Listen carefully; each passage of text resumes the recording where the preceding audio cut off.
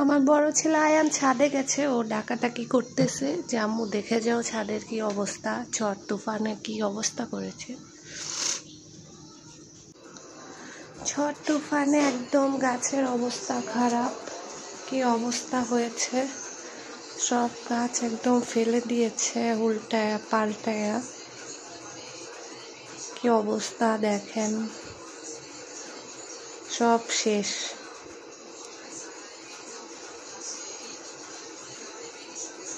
সব গাছ ভেঙে চুরে ফেলছে, গাছের পাতাও সব উড়ে মুড়ে পড়ে গেছে তুফানে। আর এখানে অ্যালোভেরা গাছগুলা তো ভেঙে চুরে একদম শেষ করে দিয়ে গেছে। এত শিল পড়েছে, এত শিল পড়েছে যা বলার বাইরে।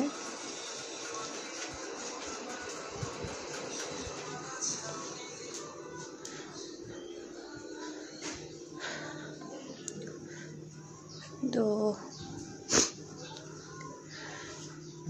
এখানেও গাছগুলো একদম ভেঙে গেছে, ফেলে উল্টায় পাল্টে এই তো পাতা পড়ে আছে।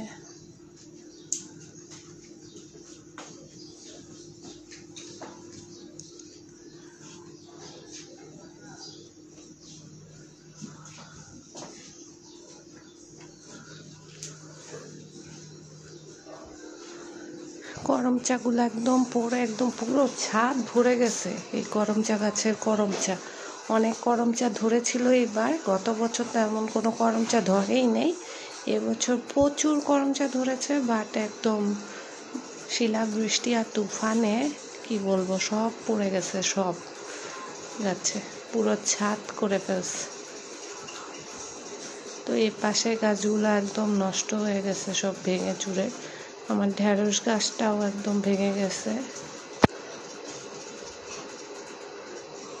তাও পেঁপে গাছের পাতাগুলা সব পড়ে গেছে, পুরো ছাদেই গাছের অবস্থা একাকার।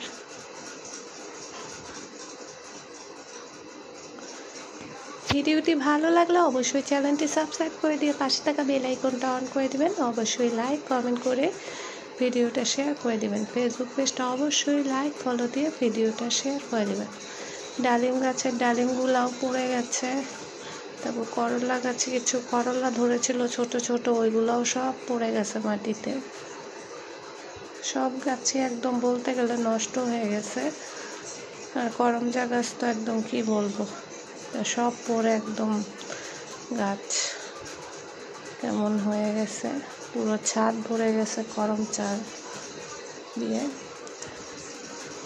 এই হচ্ছে আজকে ছাদের অবস্থা। তো ভিউয়ার্স, আজকের মতো বিদায় নিচ্ছি। আল্লাহ হাফেজ।